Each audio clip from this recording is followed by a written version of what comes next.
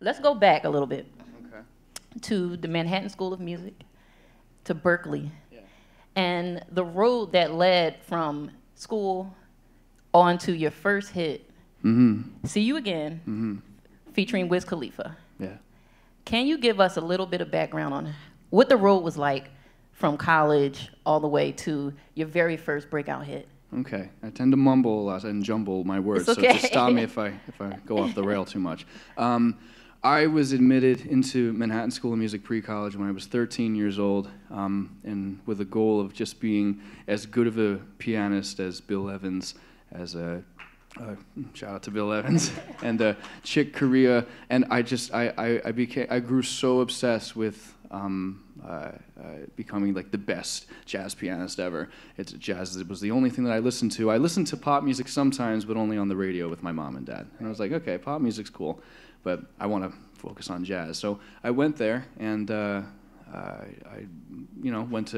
played in jazz combos, wrote for big band, and when I would drive home to New Jersey, pop music would be on the radio, and I'd be like, I would hear I'd hear Central Park West by John Coltrane,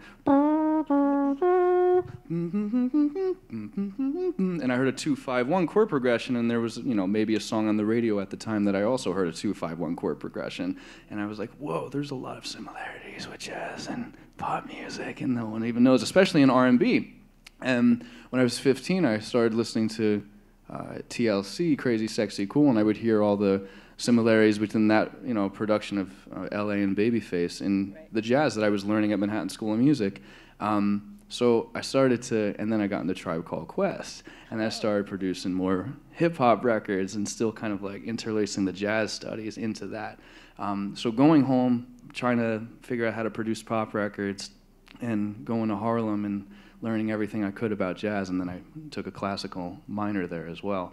Ended up graduating there. Didn't go there for real college, the pre-college program. Went to Berklee in Boston, Massachusetts, because I thought it was just the natural decision to combine my love of classical music and jazz music into a pop environment, because I realized that my voice was not so terrible. I was putting it on YouTube, and I was getting some positive affirmation from all of this fan base that I was accumulating, and my mindset kind of altered just a little bit. So we've gone through from 13 through 18. Yeah. And then you get to, wow, my life has just changed with this song. Mm-hmm. One Call Away. One Call Away happened. I wrote that actually a little bit. So if we fast forward here, we'll drive a little bit faster here. We'll get to when I was 23. That happened. One Call Away happened. When after when you write something like "See You Again," which I didn't expect to write, and you have millions of eyes on you, and you can't really figure out your artistic project without millions of people watching you. It was pretty stressful. That's why I call these records I put out kind of crapshoots, figuring out what my sound was going to be. They sound nothing. One Call Away sounds nothing like Marvin Gaye. Marvin Gaye sounds nothing like We Don't Talk Anymore. I was basically trying to figure out what I was going to be artistically, because I hadn't planned to be an artist. I planned to be, for so long, just a jazz piano player / at this point, a producer in my life. So this was all a brand new experience for me.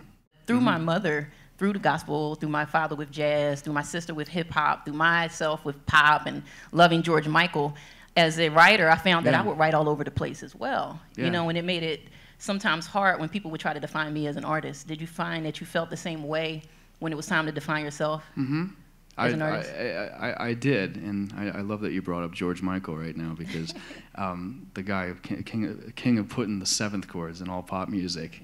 People don't realize that if you put, if we got another clap, I think it's from the Bill Evans guy, which makes sense. It's very dark in here. Yeah, it is. But people don't realize, jump into that really quickly, people don't realize, like, if you put like I play it right, it's right there, but C, F, G, it's nice, C, F, G, but if you do C, put that F sharp on top of there, if you just like bury that into a little bit of pop music, but you don't like make it so like it's a jazz record, it just makes the record just a little bit more interesting, which is exactly the example you brought up George Michael would do. What's up, y'all? This is B.O.B. This is G-Eazy. I'm Mo. This is Julia Michaels. This is Logic. Make sure you subscribe to the Recording Academy channel. Flex.